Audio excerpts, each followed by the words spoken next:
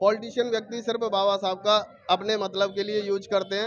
आज भी मथुरा जिले में आप ले लो, कई सारी घटनाएं पर डे आती हैं, कहीं कोई किसी का कोई सहयोग नहीं है। गाँव में मेरे भैया भतीजे पिटते रहे, मरते रहे, ये सबसे बड़ा कारण है कि लोग संपन्न होने के बाद अपने लोगों को ही छोड़ देते हैं। कहीं ना कहीं देखा आपने कि ये बात सच है कि लोग संपन्न होने के बाद में या नौकरी पेशा लगने के बाद में और अपनों का साथ छोड़ जाते हैं। जाति व्यवस्था और धर्म व्यवस्था पर इतनी बड़ी चोट की और लड़ाई लड़ी। लोगों का यहाँ भी एक मत आता है, ये भी एक कहना है कि यह विचारधारा केवल एक शहर तक ही सीमित है। इस संदेश को देहात में पहुँचाने का प्रयास क्यों नहीं किया जा रहा?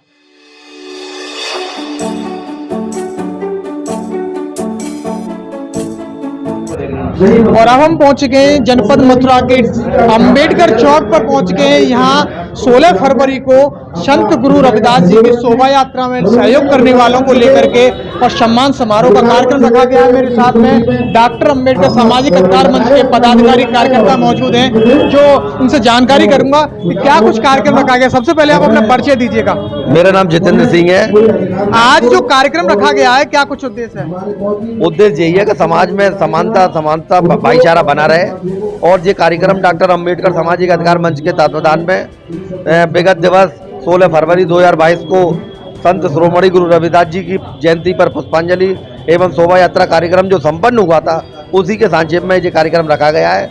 जिन लोगों ने सहयोग शोभा यात्रा में बढ़ चढ़ कर भाग लिया था, उनके सम्मान में हमारे मंच के द्वारा ये कार्यक्रम आयोजित किया जा रहा है, जिसमें हमारे समाज सेवी, हमारे सामाजिक कार्यकर्ता, हमारे समाज के जो भी गणमान्य लोग हैं, उनका स्वागत सम्मान रविदास जी की छायाचित्र छवि देकर एवं पटका उड़ाकर किया जा रहा है।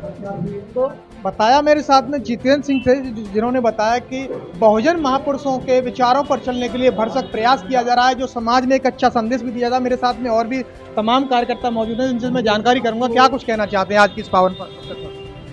क्या नाम है? सबसे पहले आपका बहुत बहुत धन्यवाद। मेरा नाम सोनू जाटव लंबरदार है, और हमारा ये जो सम्मान समारोह है, जैसे समाज में लोगों के अंदर एक ऊर्जा उत्पन्न होती है कि देखिए हमने कोई कार्यक्रम करा और उसके बदले में हमें बतौर सम्मान हमें मतलब सम्मान दिया जा रहा है संगठन के माध्यम से। और जो लोग घरों में बैठे हैं वो भी अपने परिवार को, बच्चों को, आने वाली पीढ़ियों को बताएं कि देखिए ये हमारे महापुरुष हैं, और इनके मतलब जो बताए हुए रास्ते हैं उन पर हम चलें, और चलकर जो समतामूलक समाज है, समानता का, जिस तरीके से रविदास जी ने एक बेगमपुरा मतलब जहाँ कोई गम न हो, उस तरीके का एक समाज बनाने का जो अपने जो विचार थे उनके, इसी के माध्यम से मतलब हम चाह रहे हैं कि जो समाज है एक समतामूलक समाज की बड़े पैमाने पर स्थापना हो, कोई भेदभाव ना हो, और इसी तरीके से हम आने वाले समय में बहुत बड़े पैमाने पर बाबा साहब को या तमाम ऐसे हमारे महापुरुष हैं जिनको मानने वाले बहुत हैं, माला अर्पित करने वाले, पुष्पांजलि देने वाले बहुत हैं, क्या उनको विचारों पर चलने वाले लोग चल रहे हैं आजकल? क्या आपको लग रहा है कि समाज में ये संदेश पहुंच रहा है? देखिए, केवल एक दिखावा ही है?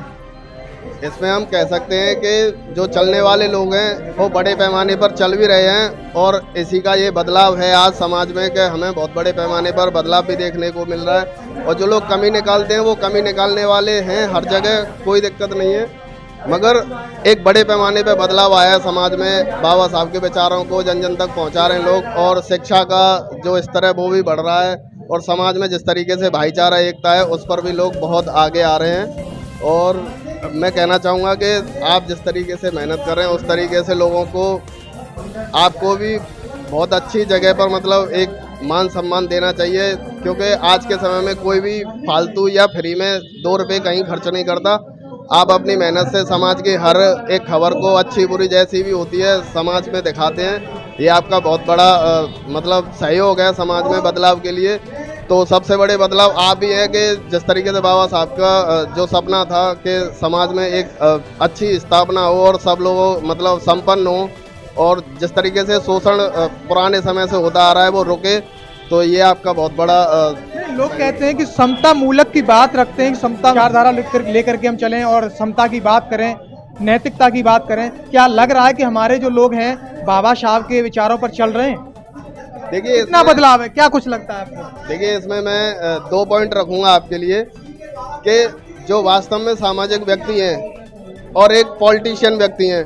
पॉलिटिशियन व्यक्ति सिर्फ बाबा साहब का अपने मतलब के लिए यूज करते हैं, और जो सामाजिक व्यक्ति हैं वो धरातल पर ज़मीन पे जो सामाजिक चेतना जिस तरीके से आनी चाहिए, जिस तरीके से लोगों के अंदर एक ऊर्जा आनी चाहिए बदलाव के लिए, वो लोग कर रहे हैं। यहाँ दो तरीके के लोग हैं। जो पॉलिटिशियन है वो तो सिर्फ नाम के लिए माला पहनाएं और अपना मतलब साफा वगैरह बांधे और बस चले गए फूल चढ़ाकर।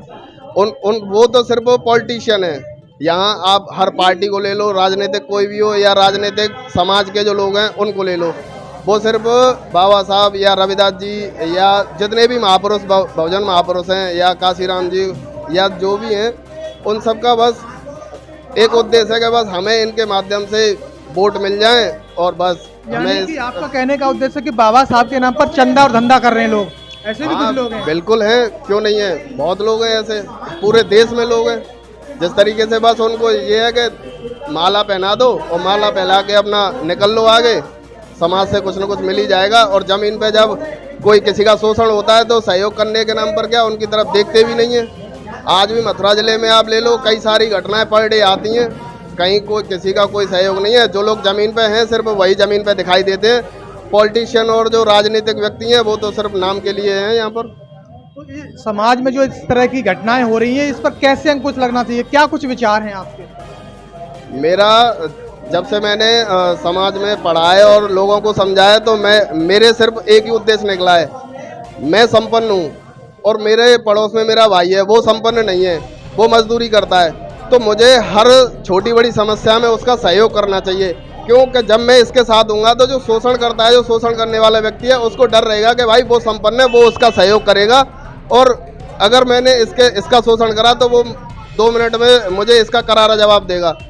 तो जब तक हमारी समाज में जो संपन्न लोग हैं हर तरीके से, नौकरी से, पैसे से, ज़मीन से, उनको अपने किसी बाहर के व्यक्ति की नहीं, अपने गांव में ही अपने बहन भाई, अपने जो भी मतलब पर्सनल व्यक्ति हैं उन्हीं की मदद करनी चाहिए। जिस दिन हमारी समाज के संपन्न लोग अपने पड़ोसी, अपने भाई बंधुओं की मदद करने लग गए, उस दिन अपने देश में से ये शोषण जो हो रहा है बड़े पैमाने पर, लड़कियों के बलात्कार और लड़ाई झगड़े, ज़मीनों को कब्जा करना और मूछें रखने पर मारना या बारातों को पीटना, ये उसी दिन रुक जाएगा। मगर इसका सबसे बड़ा कारण है मैं संपन्न हो गया, मैं नौकरी वाला लग गया, मैं चला गया अपार्टमेंट में, मैं गाँव को ही छोड़ गया, गाँव में मेरे भैया भतीजे पिटते रहे, मरते रहे। ये सबसे बड़ा कारण है कि लोग संपन्न होने के बाद अपने लोगों को ही छोड़ देते हैं। यानी कि संपन्न होने के बाद ही अपने लोगों के साथ में हमेशा जुड़े रहना चाहिए। बिल्कुल जुड़े रहना चाहिए। बाबा साहब का सपना यही था कि हम जिस समय अपने शिक्षा से, अपने घर परिवार से संपन्न हो जाएंगे, उसी दिन हमारा शोषण रुक जाएगा। आज आप देख लो,